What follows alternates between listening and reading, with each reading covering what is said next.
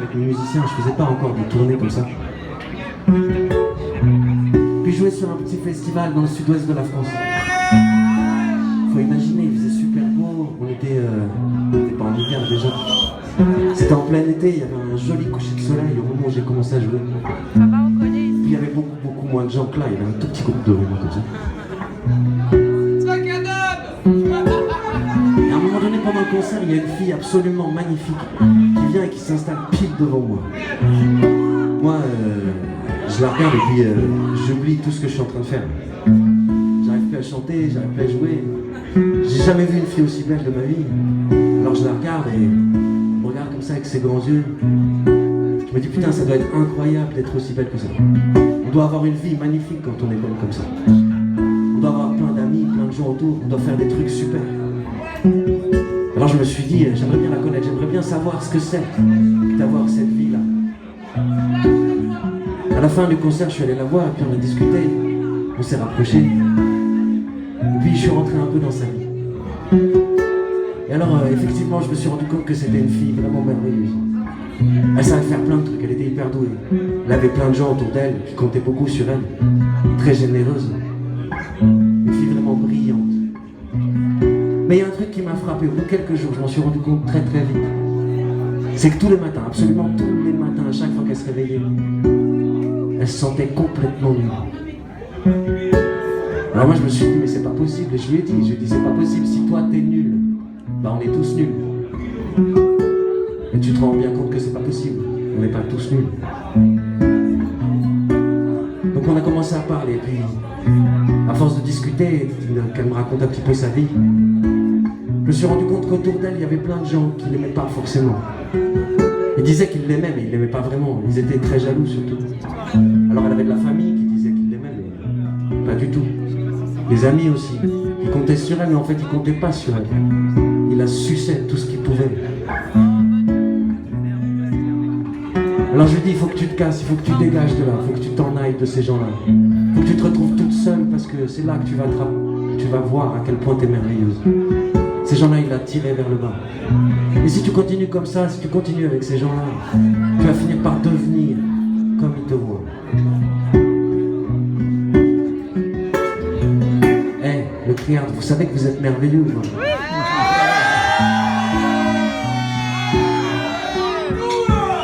Il y en a 25 qui savent.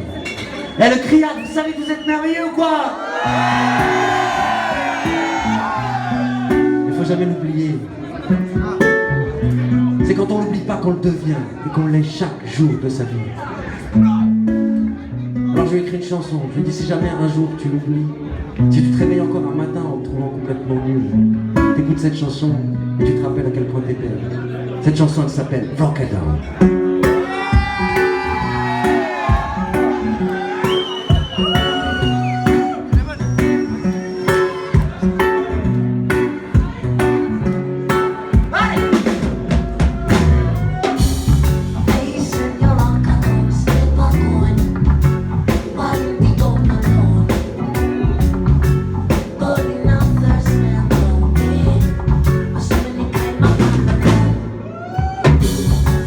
You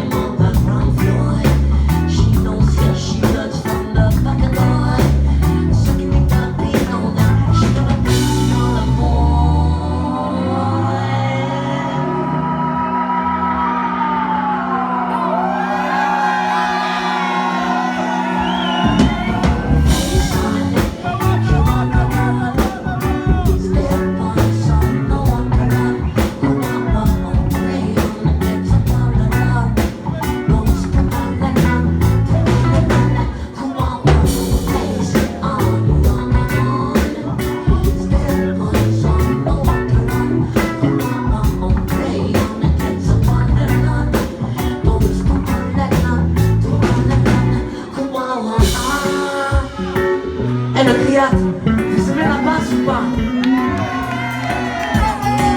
Non, je vous entends pas, le criade, vous aimez la basse ou quoi?